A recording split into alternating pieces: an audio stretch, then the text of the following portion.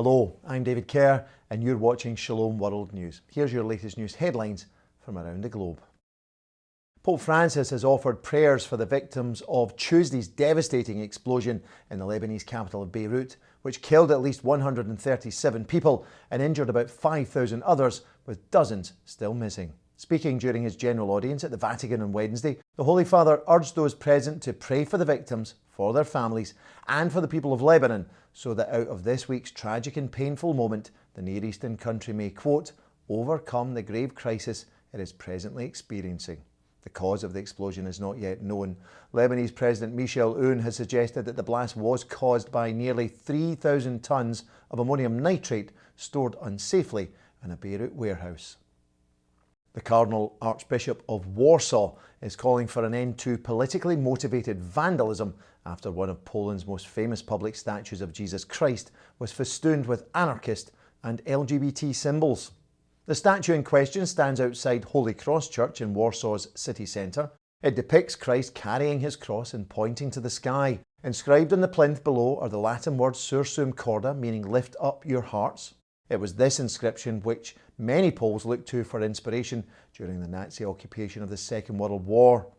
Last week, though, activists draped a scarf with anarchist symbols across Christ's face.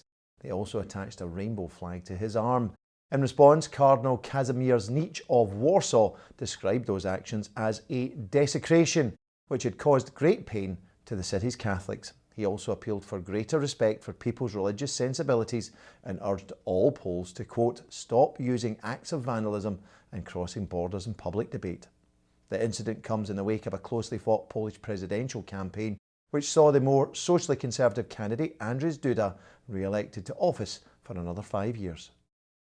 To the United States now, where the president of the civil rights advocacy group, the Catholic League, is calling upon a leading Democratic congresswoman to apologise after she labelled the 19th century Belgian missionary St. Damien of Molokai as a symbol of patriarchy and white supremacy.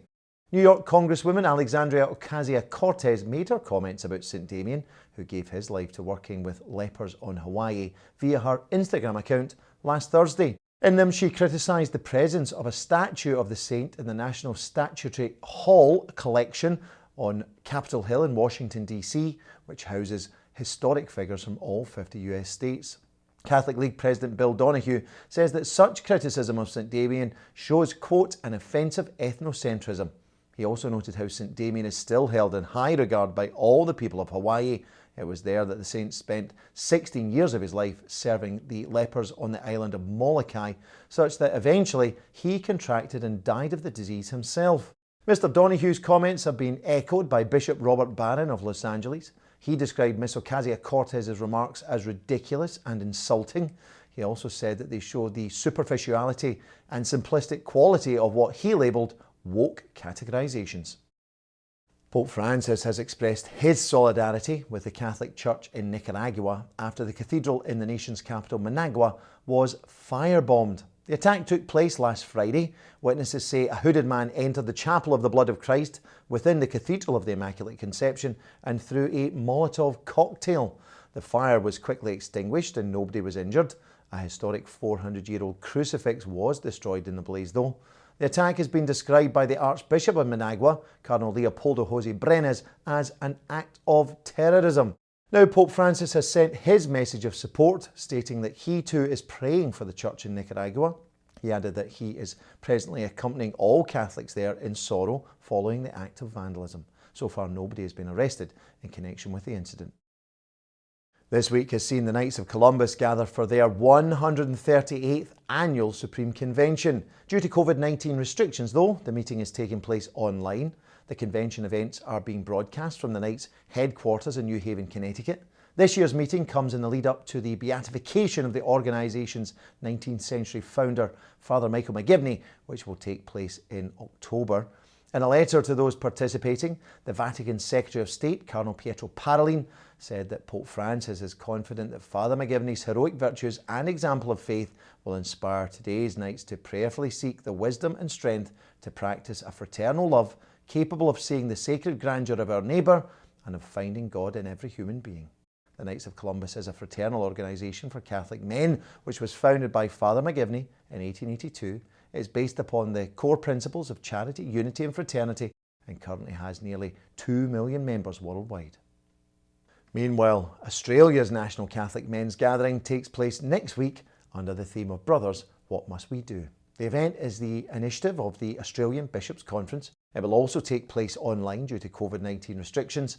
The organisers say they hope to inspire and encourage men with a vision for personal discipleship, service and mission in the family, parish, diocese and the world. The one-day event will feature 4 pre-recorded sessions of approximately 1 hour in length. Each will feature a range of well-known Catholic speakers from across Australia, including several of the country's bishops.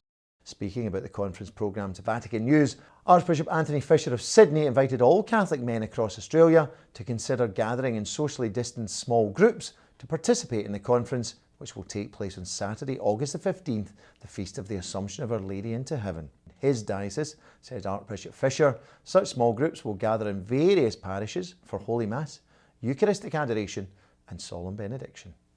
Well, that's all for now. Do join me next time for some more headlines from around the globe. Until then, may God bless you. Shalom.